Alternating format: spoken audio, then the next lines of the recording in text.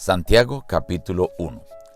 Amado Dios, hoy acudimos a ti para pedirte sabiduría, porque necesitamos saber enfrentar las pruebas y cómo enfrentar las tentaciones, cómo salir victoriosos. Y solos no podemos, por eso te imploramos sabiduría, en el nombre de Jesús. Amén. Reciban el abrazo de su amigo el pastor Juan Emerson Hernández y la invitación a meditar hoy en la palabra de Dios. Iniciamos hoy la epístola de Santiago. Santiago es uno de los últimos libros en ser aceptado como autoridad bíblica, pero se cree que fue el primer libro escrito del Nuevo Testamento. El autor es Santiago, el hermano del Señor. Su audiencia son judíos, aunque él habla de las 12 tribus, se está refiriendo al pueblo judío, y cuando habla de la diáspora se está refiriendo a los judíos que habían salido fuera de Jerusalén. Se cree que este libro fue escrito cerca del año 49 después de Cristo. El enfoque de Santiago es ético y práctico en vez de teológico. Los temas que presenta Santiago son la manera de tratar al prójimo, la pobreza y la riqueza, el problema del sufrimiento. El tema que abarca todo el conjunto del libro realmente es el problema del sufrimiento, pues el sufrimiento y los disturbios caracterizarán el tiempo del fin.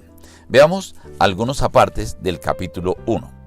Gozaos profundamente cuando os halléis en diversas pruebas, sabiendo que la prueba de vuestra fe produce paciencia.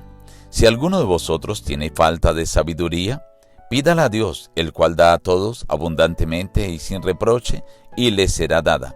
Pero pida con fe, no dudando nada, porque el que duda es semejante a la onda del mar que es arrastrada por el viento y echada de una parte a otra. No piense, pues, quien tal haga, que recibirá cosa alguna del Señor, ya que es persona de doble ánimo, e inconstante en todos sus caminos. Bienaventurado el hombre que soporta la tentación, porque cuando haya resistido la prueba recibirá la corona de vida que Dios ha prometido a los que le aman. Cuando alguno es tentado, no diga que es tentado de parte de Dios, porque Dios no puede ser tentado por el mal, ni él tienta a nadie, sino que cada uno es tentado cuando de su propia pasión es atraído y seducido. Entonces, la pasión, después de que ha concebido, da a luz el pecado, y el pecado, siendo consumado, da a luz la muerte. Amados, hermanos míos, no erréis. Toda buena dádiva y todo don perfecto desciende de lo alto, del Padre de las luces, en el cual no hay mudanza ni sombra de variación. Todo hombre sea pronto para oír, tardo para hablar, tardo para airarse, desechando toda inmundicia y abundancia de malicia. Recibid con mansedumbre la palabra implantada, la cual puede salvar vuestras almas. Sed hacedores de la palabra y no tan solamente oidores, engañándoos a vosotros mismos. Si alguno se cree religioso entre vosotros, pero no refrena su lengua, sino que engaña su corazón, la religión del tal es vana. La religión pura y sin mancha delante de Dios el Padre es esta: visitar a los huérfanos y a las viudas en sus tribulaciones y guardarse sin mancha del mundo. En el capítulo 1, Santiago empieza a tratar ciertos aspectos éticos. Lo primero que habla es cómo enfrentar las pruebas.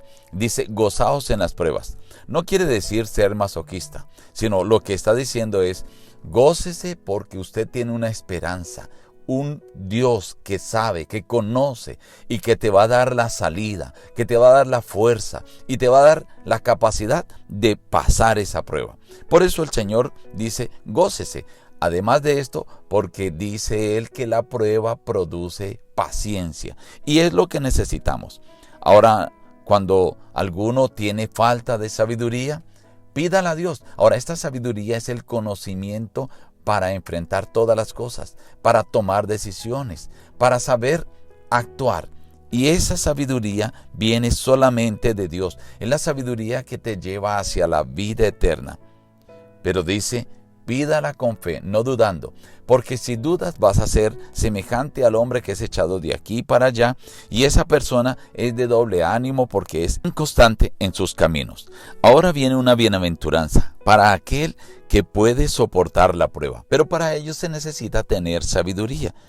¿Por qué? porque recibirá la corona de vida cuando haya soportado la prueba. Cuando alguno es tentado, no erre, dice aquí, creyendo que la tentación viene de Dios. Dios no puede ser tentado ni él tienta a nadie. Cada cual de su propio corazón saca aquello que hay en sí.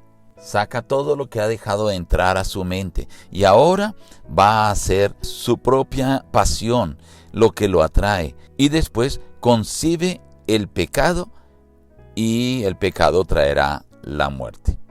De Dios lo que nosotros podemos recibir no es tentación o prueba, sino toda buena dádiva y todo don perfecto. Ahora nos invita a ser prudente. Dice, todo hombre sea pronto para oír, tardo para hablar, tardo para airarse. Cuando la persona no controla su ira, va a hablar. Y lo que va a hablar en ofensa, dañando a otras personas, hiriendo a otros, no proviene de la sabiduría. Recomienda, debe desechar toda inmundicia, abundancia de malicia, e invita más bien a aceptar la palabra de Dios, la cual puede salvar vuestras almas. Esa palabra que tú escuchas, no solamente la debes escuchar, sino la debes practicar. No sea solamente oidor. Una persona que dice, que escucha, que estudia la palabra de Dios y no la practica, se está engañando a sí mismo. Luego menciona cuál es la correcta religión.